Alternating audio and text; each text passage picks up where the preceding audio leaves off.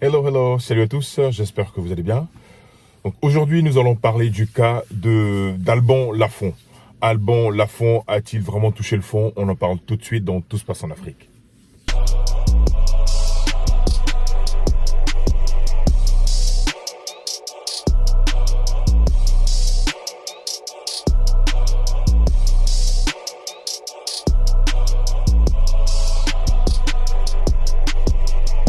Donc voilà, de retour à Tout se passe en Afrique. Et donc voilà, je suis Christian Seri. Si c'est la première fois que tu te connectes sur cette chaîne, j'aimerais t'inviter à liker, partager et à t'abonner. Ici, on parle de business, on parle de leadership, on parle d'empowerment, on parle d'Afrique, on parle de tout ce qui concerne l'Afrique. On parle aussi d'éducation et de vision. Donc, la Coupe d'Afrique en ce moment bat son plein au Maroc. Et on a assisté au troisième match de la Côte d'Ivoire contre le Gabon. Et je voulais vraiment revenir sur le cas du gardien, le deuxième gardien de l'équipe de Côte d'Ivoire. Donc voilà, pour rappel, hein, la Côte d'Ivoire était déjà qualifiée. Elle avait fait un match, une victoire contre le Mozambique, un match nul contre le Cameroun. Et donc mathématiquement, la Côte d'Ivoire était déjà qualifiée. Et donc pour le troisième match, l'entraîneur Fayet avait décidé aussi de tester et d'aligner vraiment en situation réelle le deuxième gardien de l'équipe de Côte d'Ivoire. Et donc voilà, Alban Lafont. Vous dire Alban Lafont, moi personnellement, bon, ça fait longtemps que le championnat français, bon, je regarde mais pas trop, et donc je le connaissais pas véritablement. Voilà, jusqu'à ce on l'annonce que voilà, Alban Lafont, le nouveau gardien de l'équipe de Côte d'Ivoire. Moi, je le connaissais pas. Et donc voilà, donc parlons un tout petit peu de lui. Alban Lafont, il est né en janvier, je crois, janvier 2000, donc 99 au Burkina. Donc après, il fait son enfance en France. Au niveau du football, il était à Nantes. Et donc voilà, il était gardien là-bas. Il a joué même en tant que cadet hein, dans l'équipe de France. Il a fait la Fiorentina et en ce moment, il est au Panathinaikos. Il est au Panathinaikos en Grèce. C'est là-bas qu'il évolue. Et donc l'arrivée de Alban Lafont a vraiment suscité pas mal de polémiques. Vous savez, hein, avec la vidéo de Nicolas Pepe, il avait reçu le jeune youtubeur là, où bon, chez lui, où ça discutait de foot il lui a parlé voilà, il avait dit bon que Alban Lafont n'est pas ivoirien. Bon, c'était sur le ton de la rigolade et puis bon voilà, bon et bon voilà, ça lui a valu sa Coupe d'Afrique. Il n'a pas été sélectionné. Il n'a pas été sélectionné. Bon, je comprends, hein, parce que l'entraîneur de Côte d'Ivoire, Emas Faye, l'a bien expliqué que les raisons de la non-sélection, c'était pas des raisons sportives. Donc, c'était des raisons en dehors du sport. Donc, voilà. L'entraîneur, ce qui est important pour lui, c'est la vie du groupe. La vie du groupe, une fois que l'atmosphère est plombée, que l'ambiance n'est pas sympa, ou l'ambiance n'est pas ce qu'il veut, franchement, tous les entraîneurs, ils s'en passent. Ça, c'est clair. Et c'est à peu près la marque de fabrique de Didier Deschamps.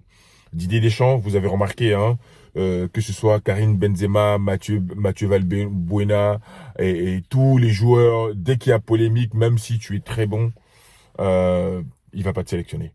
Donc, il évite tous les problèmes qui peuvent affecter le groupe. Et donc, c'est important. Donc, imaginons que l'entraîneur avait ramené Nicolas Pepe en pleine conférence de presse. Voilà, il fallait qu'il réponde à cette question. Bon, il s'est dit, bon, il n'a pas besoin de ça. Il n'a pas besoin de répondre à des polémiques. Donc, il s'est dit, bon, Nicolas Pepe, désolé, tu ne seras pas sélectionné. Donc, c'est pourquoi il n'a pas été sélectionné. Donc, chez Alban Lafont, il rejoint l'équipe de Côte d'Ivoire. Donc, imaginez un peu dans sa tête, hein, parce qu'on va se mettre à sa place. Hein.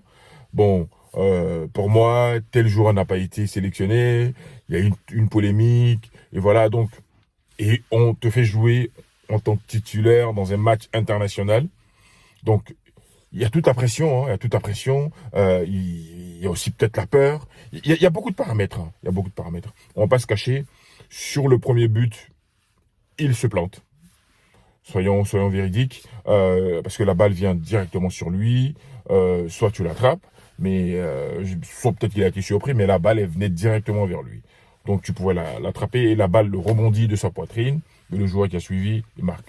Donc tout le monde est unanime que c'est une erreur, c'est une bourde du gardien. Et lui-même, il a fait une déclaration, il avait dit qu'il était frustré, Mais l'avantage qu'il a ici, c'est que bon, l'équipe de Côte d'Ivoire a su rebondir. L'équipe de Côte d'Ivoire a su retrousser les manches et faire la différence. Donc ça montre aussi l'état d'esprit de cette équipe de Côte d'Ivoire, qui n'était pas comme ça avant. Je me rappelle que les éléphants de Côte d'Ivoire, ils vont mener 2-0, 3-0, ils vont se faire rattraper et même perdre les matchs. Et craquer à la dernière minute. Les éléphants étaient comme ça. Mais il faut dire que depuis l'avènement de l'entraîneur Emer Sfaye, depuis 2024, là, à la CAN, la mentalité et l'état d'esprit de l'équipe de Côte d'Ivoire a vraiment changé. Est-ce dû à l'entraîneur qui est en train de bâtir vraiment une équipe? Parce que Emer Sfaye, il a une mentalité de gagneur. C'est vraiment quelqu'un de dur. C'est un gagneur. Et il travaille avec Guy Demel. Guy Demel aussi, c'est un dur à cuire. C'est un dur. Et Alain Guaméné. Donc, je pense que tout ça, l'un mis dans l'autre, ils essaient d'inculquer une nouvelle mentalité à l'équipe de Côte d'Ivoire. Donc, pour revenir à Alban Lafont, donc, premier but, c'est une bourde. Deuxième, bon, je ne sais pas, bon, peut-être par rapport à son placement, parce que le joueur gabonais, il enroule aussi la balle de l'autre côté, et 2-0 en 20 minutes. Et après ça, il y a eu des relances hasardeuses. Donc, on se dit tout ça, voilà, ton esprit, tu paniques dans ta tête, tu te dis, mais j'ai manqué ça, et puis tu refais la scène dans ta tête. On n'est pas des joueurs, même si ces joueurs-là, c'est leur travail, ils sont payés pour faire ça, c'est leur profession. Et donc, forcément, tu dois te bâtir un mental et une manière d'appréhender ton sport ou bien ton métier. Mais nous sommes tous des humains. Hein. Il y a des moments où tu es encore dans la première action qui est dans ta tête. Tu te dis, mais ouais, j'aurais pu faire ça, j'aurais pu faire ça, j'aurais pu faire ça. Et après, la deuxième action se remet là. Tu es en train de paniquer, tu te dis, purée, je suis en train de rendre une copie très sale aujourd'hui. Et en plus, pour ma première titularisation, soit ma famille est dans les tribunes, tout le monde me regarde, toute l'Afrique me regarde, l'Europe aussi me regarde et je suis en train de me planter. Et donc voilà, donc il y a plein de choses. Et effectivement, les Ivoiriens, le peuple ivoirien, ils sont très, voilà, ils peuvent t'adouber comme ça. Tu es le meilleur entraîneur, tu es le meilleur joueur, et dès que tu fais une bêtise, ils vont te cramer, ils vont te brûler. Et les Ivoiriens, ils sont un peu passionnés. Hein. Ça, on va pas se le cacher. En termes de football, ils ont un peu changé encore, mais parce que qu'on était avant, c'était encore plus grave. Ah, les Ivoiriens, je peux vous le dire, c'est pas des choses que on nous raconte, c'est des choses qu'on a vécues. Moi, je me rappelle, j'étais jeune. Hein. Maroc 88, j'étais jeune, j'étais petit. Maroc 88, il y avait l'arbitre mauritanien qui avait donné un carton rouge à Aboulaye Traoré à la Coupe d'Afrique au Maroc. Et carton rouge, les Ivoiriens sont sortis, ils ont pillé et ils ont malmené tous les Mauritaniens qui étaient en Côte d'Ivoire.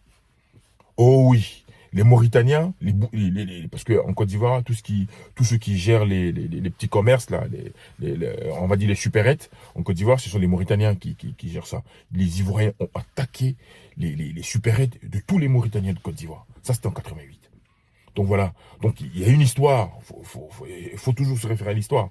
On va prendre aussi 93-94 le match à sec. Kotoko, la SEC d'Abidjan est allée jouer un match contre le Ghana et l'équipe de la SEC a été malmenée par les Ghanéens.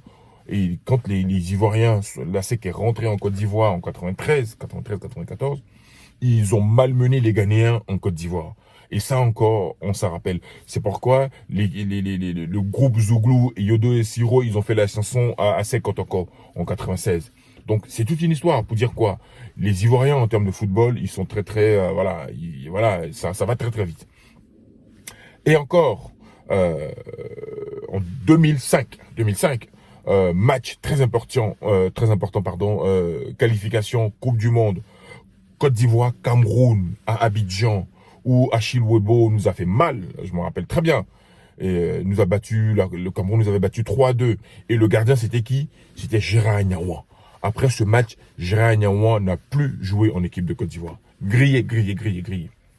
Mais l'avantage d'Alban Lafont, c'est que nous sommes dans une compétition. Il y a plusieurs matchs. Mais il a fait une bourde. Ça peut arriver. Donc je demande aux Ivoiriens d'être quand même indulgents parce que ça arrive.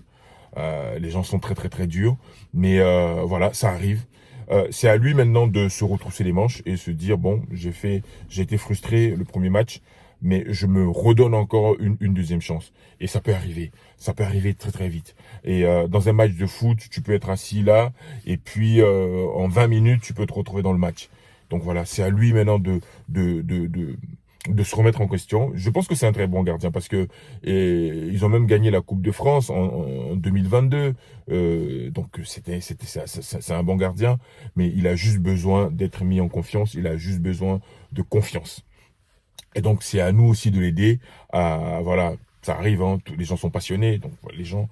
Moi je veux pas tirer sur l'ambulance, plutôt lui donner de la force, parce que on a besoin que tout le monde soit mentalement et psychologiquement bien pour aller loin dans cette Coupe d'Afrique. Nous sommes des éléphants de Côte d'Ivoire. Donc voilà, c'était juste un petit message, un soutien, on va dire un soutien. Alban Lafont n'a pas touché le fond, il a des qualités. S'il est en équipe de Côte d'Ivoire, il a été appelé, c'est parce qu'il a des qualités et il peut apporter quelque chose encore. Donc voilà, c'est la vie ne se résume pas à un match. Un match peut gâcher une carrière de quelqu'un, mais je pense que il a encore des ressources. Il a 26 ans et il a encore du chemin devant lui et il peut faire encore, il peut mieux faire. Donc voilà. Donc force au frère Alban et puis la marche continue. Allez, salut. Donc voilà, like, abonne-toi et puis donne-moi ton avis sur Alban Lafont.